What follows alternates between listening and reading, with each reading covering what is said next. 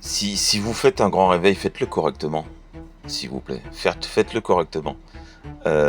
C'est une guerre sainte. C'est une bataille sacrée. Vous pouvez pas en permanence déposséder, dévitaliser euh, l'œuvre des fils de Seth. Quand Josué rentre en...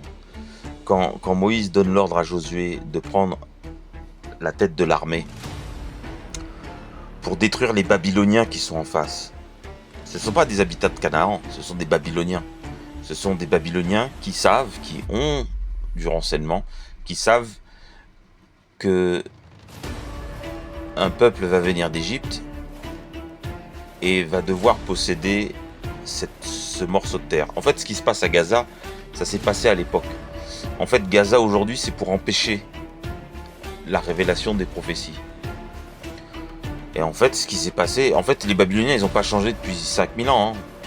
Ce qui s'est passé à l'époque de Josué, c'est la même chose.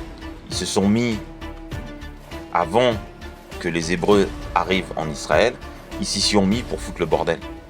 Gaza, c'est pareil.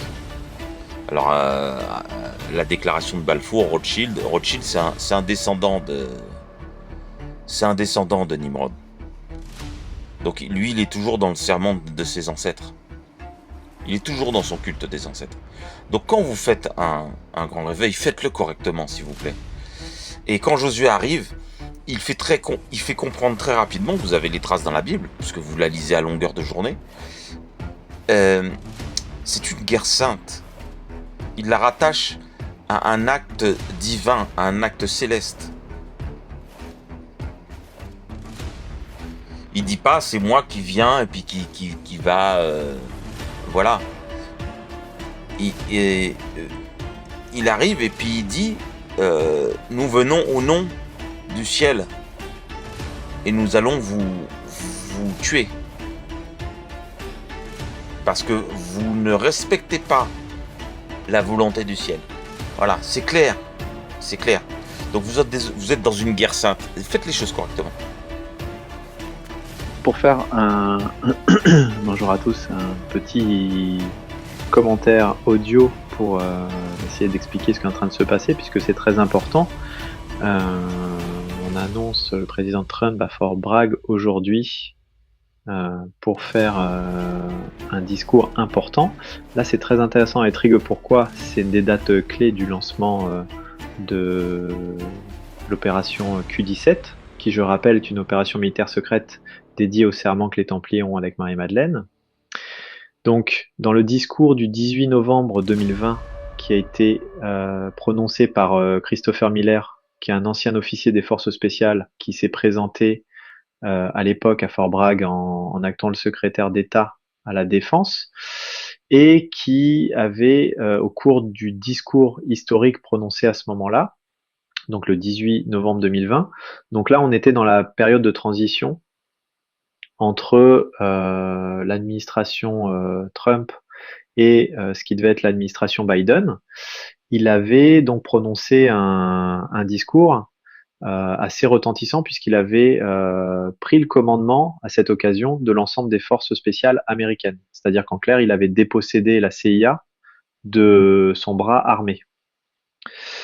Et donc, le fait que Trump se présente aujourd'hui à Fort Bragg, on peut dire que c'est une forme de fin de cycle, une forme de signal de fin d'opération qui est annoncé, avec une séquence finale qui va s'ouvrir le 14 juin 2025.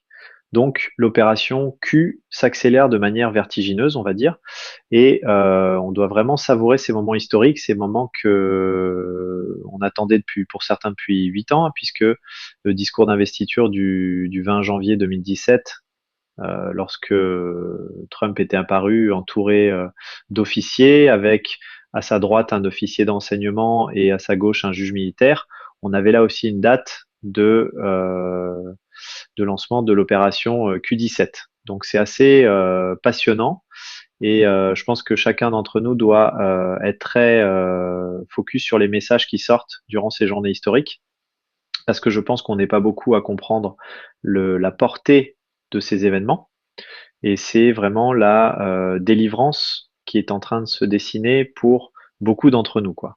Donc, aux Lakers, la fin est proche. On reste sur le pont, comme on dit dans la marine, et à très bientôt.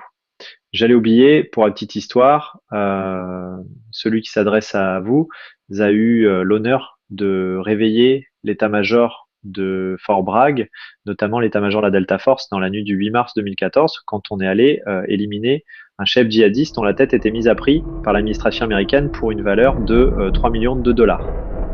Voilà.